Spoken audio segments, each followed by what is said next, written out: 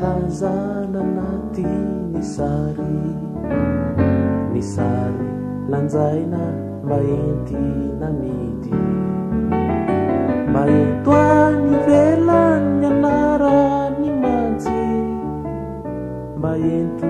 amelana any livony. Monsieur Rakoutonev, pouvez-vous vous présenter pour Oui, je suis donc, c'est au titre de ma fonction de délégué général de l'Office national des arts et de la culture au sein du ministère de la culture et du patrimoine que nous avons organisé cette exposition. Ceci étant, évidemment, je suis passionné d'histoire, historien, écrivain francophone et président de l'Alliance française par ailleurs. Donc j'essaie d'être à la hauteur un peu de mon ambition en tant qu'homme de lettres de culture.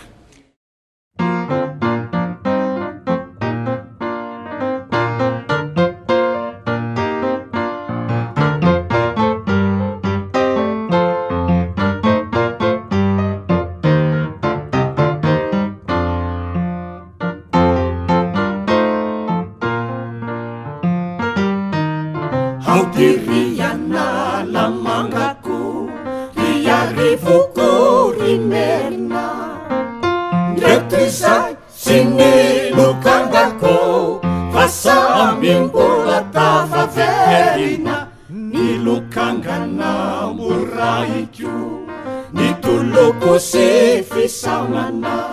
Lumbola Lumbola rasi chuanga taikyo Ya rapani tifiaulana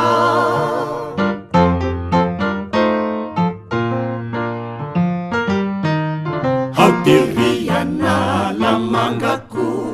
Riarivuku rimerna Detrisa sini lukangako Vasa mimbola tava verina Nilukangana mburaiku Nituluku sifisamana Lumbola rasi chuanga taikyo Ya rapani tifiaulana Fantatrao saini fandausana Sana tritsy fifandirana Vanitady fanavaosana Noninikona nosirana Taminao noni tarainako Mitoloko sy ningidiny Resitosika ny fiainako Ka nandao anao tsy fidiny Hauti re itirako Riakanenya tumbuana Raisunao Nitono kirabo Mausulu panuruana. Monsieur Rakoutonev, quel est l'objet de cette exposition? L'objet de cette exposition, c'est de montrer au public, dans le cadre du 50e anniversaire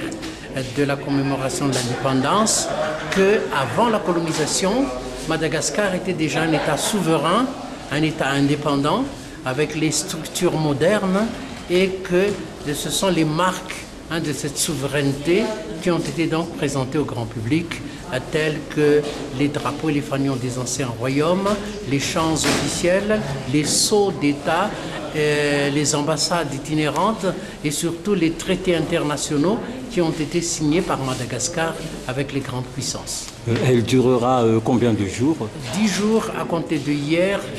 17 août. Elle durera donc jusqu'au 27 août. Et puis après, nous allons essayer de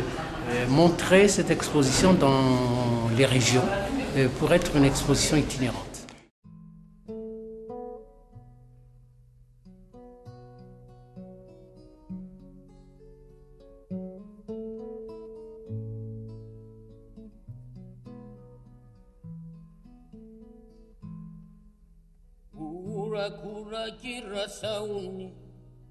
Etia tananandra Ineni zafamaky Umakafunandra Mulasa nandena kaizanye Iravo mariko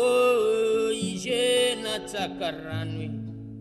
Iriandua sayiri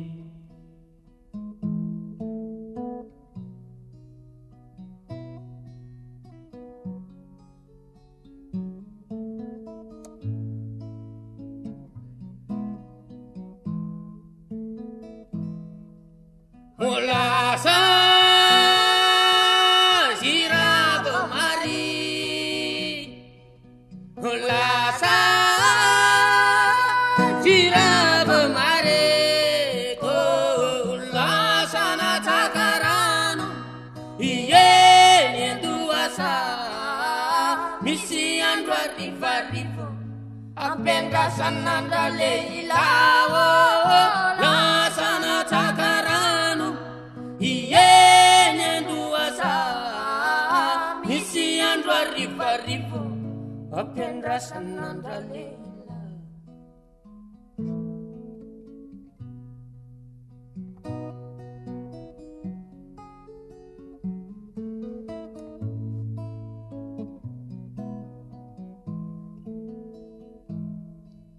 Hatu kwenye murunranweni Uetinyunza mielatrana Kikaza kwenye atanete Afernya kwenye amken Mulasa nandena kaizanye Iravo mariko Ijena takaranwe Iriandua sayeri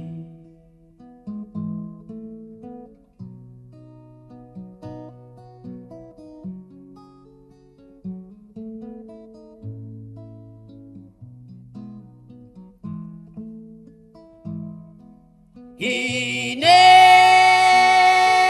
Ningara beloma Ine Ningara beloma